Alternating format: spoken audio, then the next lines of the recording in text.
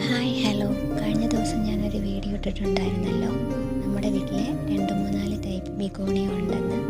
അതിലെ ഒരു ബിഗോണിയ ചെടിയാണിത്. അതിൻ്റെ പൂവാണ് ഇത്. ഇതിൽ നിറയെ ഇലകളാണ്. ഇലകൾക്കിടയിലാണ് ഈ ബിഗോണിയ ചെടിയിൽ പൂക്കൾ പിടിക്കുന്നത് തന്നെ. പിന്നീടുള്ളതാണ് ഇത്. ഇതാണെങ്കിൽ അധികം വെള്ളം വേണ്ട.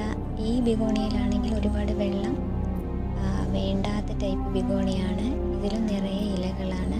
ഇതിൽ ഇതുവരെയായിട്ടും പൂ പിടിച്ചിട്ടില്ല. നമ്മുടെ വീട്ടിൽ കൊണ്ടുവച്ചതിന് ശേഷം ഇതുവരെയായിട്ട് ഇതിനകത്ത് പൂ പിടിച്ചിട്ടില്ല. ഇതിൽ പൂ പിടിക്കുമോ ഇല്ലയോ എന്ന് അറിയത്തില്ല.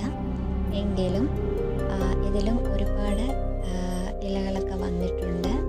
നമ്മൾ ബിഗോണിയ ചെടി നടുമ്പോഴാണെങ്കിൽ എന്നും വെള്ളം ഒഴിക്കേണ്ട കാര്യമില്ല. 2-3-4 ദിവസമൊക്കെ ഇടവിട്ട് വെള്ളം ഒഴിക്കുന്നതായിരിക്കും ഇതിന് നല്ലത്. പിന്നീടുള്ള ഒരു ബിഗോണിയാണ് ഇത്. ഇതാണെങ്കിൽ നല്ല പൊക്കത്തിൽ വളരുന്ന ഒരു ബിഗോണിയ ചെടിയാണ്. അതിൻ്റെ പൂവാണ് നിങ്ങൾ കാണുന്നത്. ഇത് നമ്മളിത് പുറത്തുനിന്ന് മേടിച്ചൊന്നുമല്ല. നമ്മുടെ റിലേറ്റീവിൻ്റെയൊക്കെ വീട്ടിലൊക്കെ പോയപ്പോൾ അവിടെ നിന്നൊക്കെ കളക്ട് ചെയ്ത് കൊണ്ടുവന്ന് നട്ടതാണ്.